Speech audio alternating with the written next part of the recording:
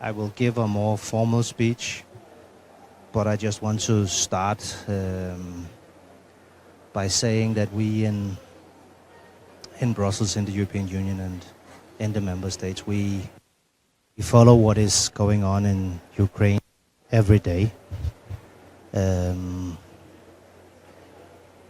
We know what a terrible, terrible situation you're in.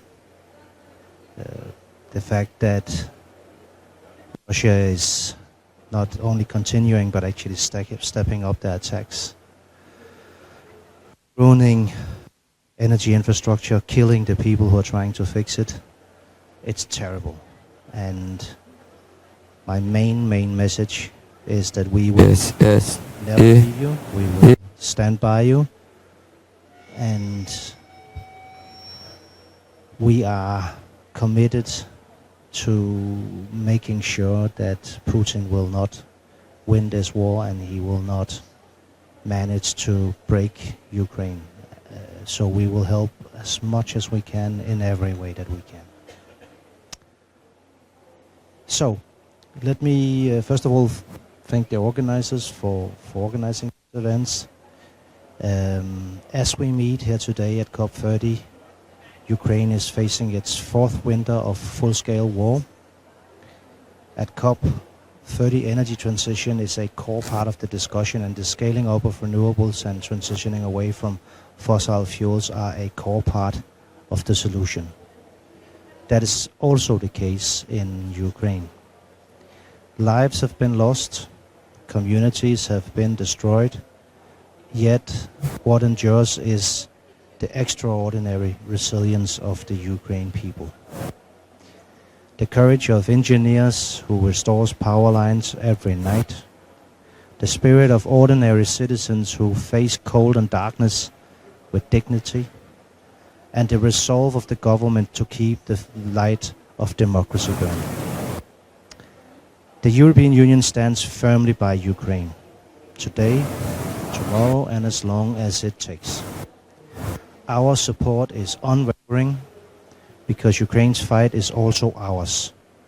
The fight for freedom, stability, and for a secure and sustainable future. Energy security is at the heart of this fight and this future.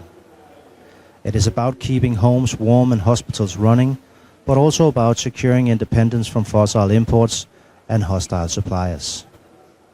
For this reason, the European Union has mobilized unprecedented assistance. We have delivered emergency energy equipment, including over 9,000 generators and almost 7,000 transformers. We have increased EU electricity exports by the capacity of 2.1 gigawatts to support Ukraine's electricity sector and to ensure power for Ukrainian homes.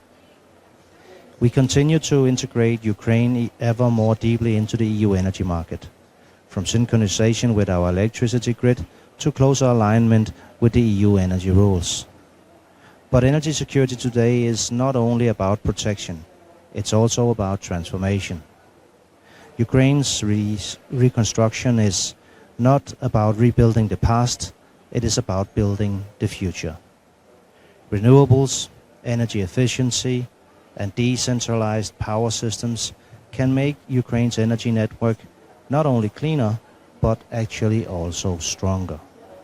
Solar roofs, wind farms, smart grids, and local storage are also instruments of energy sovereignty.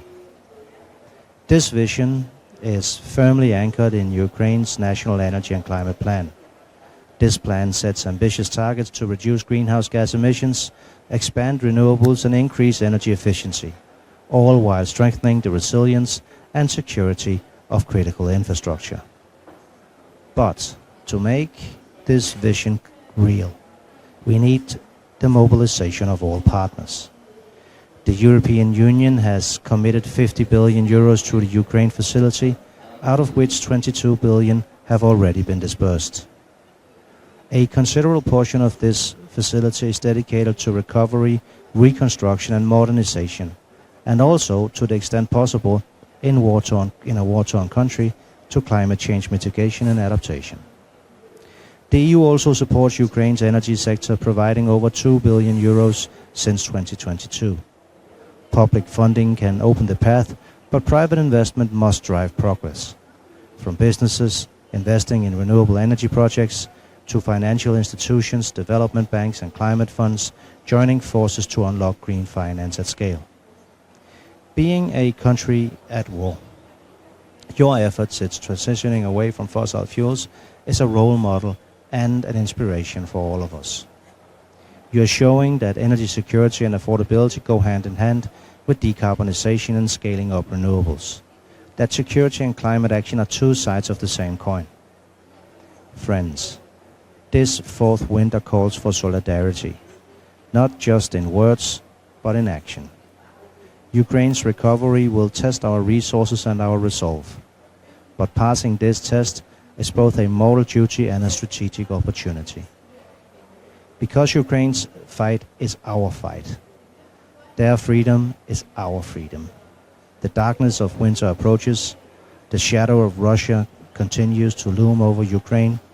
But together we shall keep the lights on. Thank you.